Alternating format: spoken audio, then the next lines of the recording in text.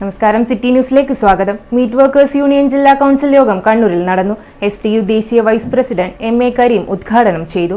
ആധുനിക അറവുശാലകളുടെ പേര് പറഞ്ഞ് മാംസവിൽപ്പന സ്റ്റാളുകളുടെ ലൈസൻസ് തടയുന്നത് തദ്ദേശ സ്വയംഭരണ സ്ഥാപനങ്ങളുടെ വീഴ്ചകൾ മറച്ചുവെക്കാനാണെന്നും MA കരീം പറഞ്ഞു. ഏത് വ്യവസായമാവട്ടെ, ആ വ്യവസായത്തിന്റെ അസംസ്കൃത പദാർത്ഥങ്ങൾ ഏത് സംസ്ഥാനം കൊണ്ടുപോകാനും ഇന്ത്യ ഭരണഘടനയ്ക്ക് അവകാശമുണ്ട്. ഇന്ത്യൻ ഭരണഘടന അനുസരിച്ചിട്ട് ഒരു സംസ്ഥാനം മറ്റു സംസ്ഥാനത്ത് കൊണ്ടുപോകാൻ പാടില്ല എന്ന് പറഞ്ഞിട്ടില്ല. എല്ലാ സംസ്ഥാനത്തും നമുക്ക് ഈ വിഭവങ്ങൾ കൊണ്ടുപോകാൻ അവകാശമുണ്ട്.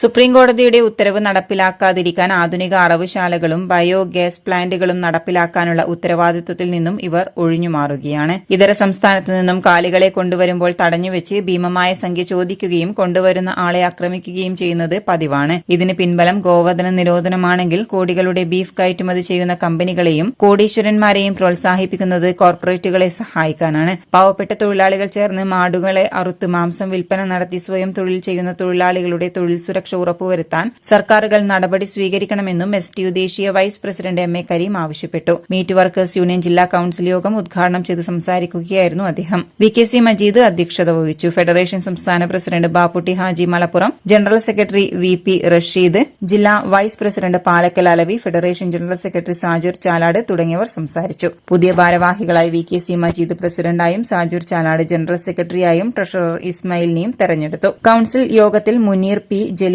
മാടത്തിൽ, Ali PA, Sali PK, Shafi MP, Murshid CH, Abdurahman KK, Ummer K, Moideen BA, VC Noushad, Akhtar CH, Sameer Varam, Askar Kakkad, Razak Mattool എന്നിവർ പങ്കെടുത്തു. STU ജില്ലാ ജനറൽ സെക്രട്ടറി PP നാസർ തെരഞ്ഞെടുപ്പ് നിയന്ത്രിച്ചു.